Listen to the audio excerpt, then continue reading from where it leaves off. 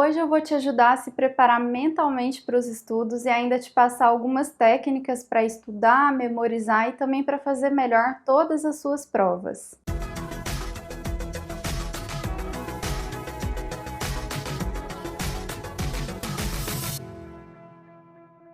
Olá, pessoal! Estou aqui de volta para falar sobre a segunda parte das dicas para estudar melhor.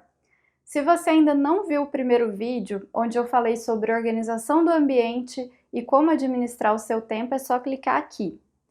O escritor Cláudio de Moura Castro diz que se acho que posso, posso, se acho que não, fracasso. Se acho interessante, aprendo, se acho chato, não. Você concorda com ele? Se sim, é importante, então, que você comece a estudar já acreditando que essa sua dedicação irá render bons frutos. Se, ao contrário disso, você fica repetindo para si mesmo que não vai conseguir, sua mente acaba se preparando para desistir no primeiro obstáculo. Então comece fazendo um aquecimento para os estudos, comece com algo mais fácil e motivador, porque isso vai te dar uma sensação de que você está indo bem. Depois desse primeiro momento, comece a alternar as matérias que você considera fáceis ou motivadoras com aquelas que você tem mais dificuldade. Esse método de alternância faz com que entre os seus ciclos você tenha a sensação de que venceu uma matéria chata e agora pode estudar o que gosta. Você pode usar até os descansos como prêmios, principalmente se você for adepto ou adepta do método Pomodoro. Com autoconhecimento, você vai conseguir identificar qual é o melhor plano para você. Você também pode usar outras atividades da sua rotina como prêmio. É muito importante manter uma rotina equilibrada e não remover esses momentos de lazer e descanso. É claro que aqui eu estou trazendo ideias gerais, mas acredito que com essas informações você consiga adaptar o melhor plano para você. Outro ponto que é muito importante e direciona a boas técnicas de estudo é a curiosidade, a vontade de aprender.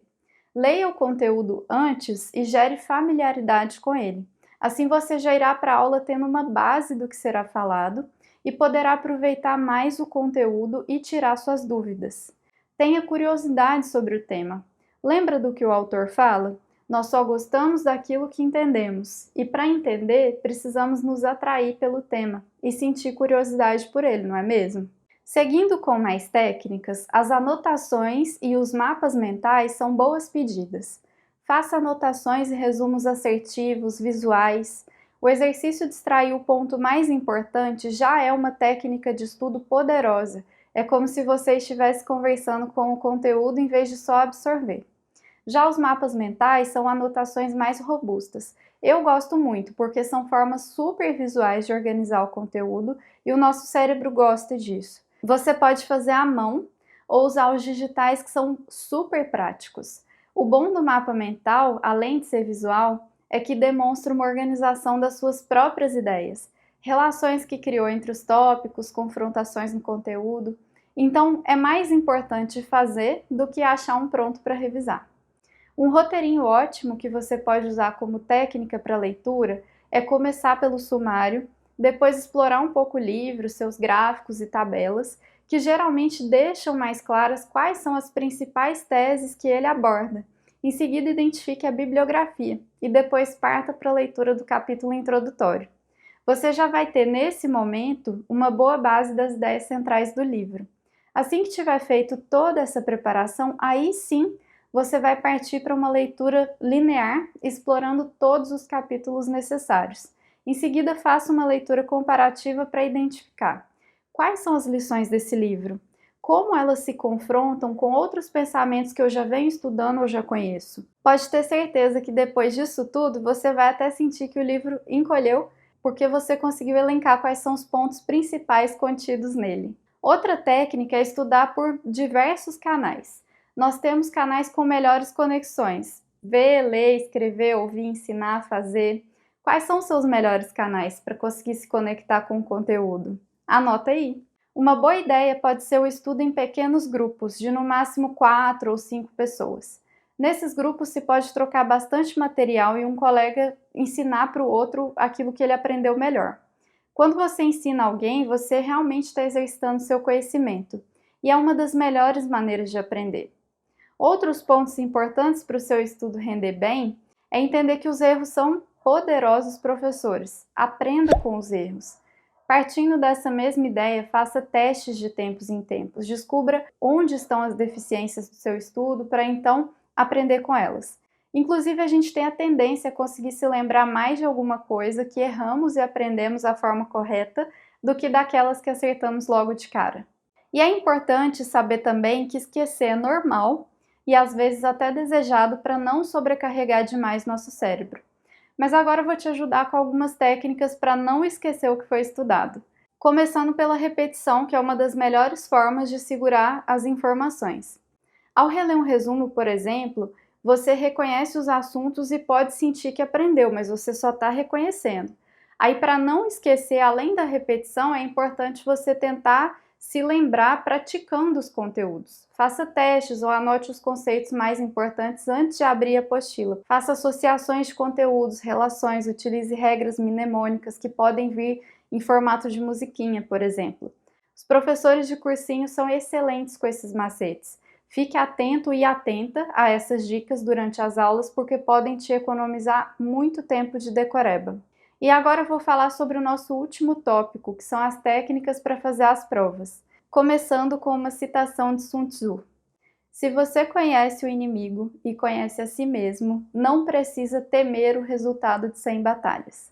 Se você se conhece, mas não conhece o inimigo, para cada vitória ganha, sofrerá também uma derrota.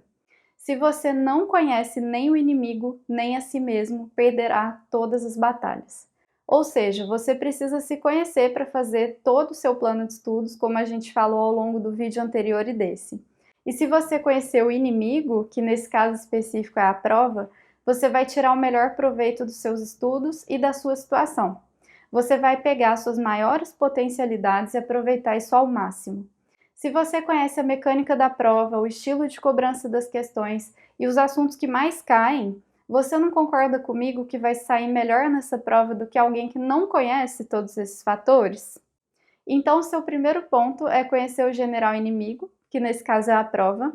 O segundo ponto é que as nossas reações de ansiedade nos preparam para o esquema de luta ou fuga. Segure sua afobação, desacelere, relaxe, faça uma meditação, um exercício de respiração. Controle os estímulos ansiogênicos que estão ao seu dispor. Prepare-se previamente. Por exemplo, sair cedo de casa para não se incomodar com o medo de não chegar a tempo na prova e isso despertar uma ansiedade que você não precisa viver. O terceiro ponto é aceitar que você não vai acertar todas as questões. As provas feitas por profissionais têm questões muito difíceis com a intenção de que ninguém realmente feche a prova. Em quarto lugar, dê uma olhada geral na avaliação. Faça as questões mais fáceis, ganhe confiança, vá para as medianas, depois para as mais difíceis. O quinto ponto é não entrar em rodinhas de candidatos. Também não tomar o conteúdo de você mesmo ou de outras pessoas antes da prova. A hora de estudar já foi, agora é a hora da concentração. Por fim, entenda e aceite que o início da prova é mais tenso, mas vai melhorar. Concentre-se bastante e se vier ansiedade durante a prova, pare um pouquinho, beba água, faça o seu lanche. E depois de terminar, entenda que o que podia ser feito já foi feito. Esqueça essa prova e só veja seu resultado quando sair. E aqui um mega alerta, não aplique essas dicas pela primeira vez na situação de prova, valendo. Aplique tudo isso nos seus simulados e veja como se sai, vá fazendo os ajustes necessários à medida que vai conhecendo suas melhores maneiras de fazer provas. No mais, eu te desejo um bom trabalho com seus estudos, boas provas e espero que essas dicas dos 2 vídeos tenham te ajudado. Comenta aqui embaixo se você já passou por alguma situação de sufoco antes das provas e aproveita para passar esse vídeo para alguém que está nessa fase. Se você tiver se identificado com o tema dessa série, eu vou deixar aqui embaixo um link para você comprar o livro que eu usei como referência, esse aqui, para construir o roteiro dos 2 vídeos. Com certeza ele pode te ajudar muito. E assim você também me incentiva a trazer mais conteúdos assim para o canal. Obrigada e até a próxima!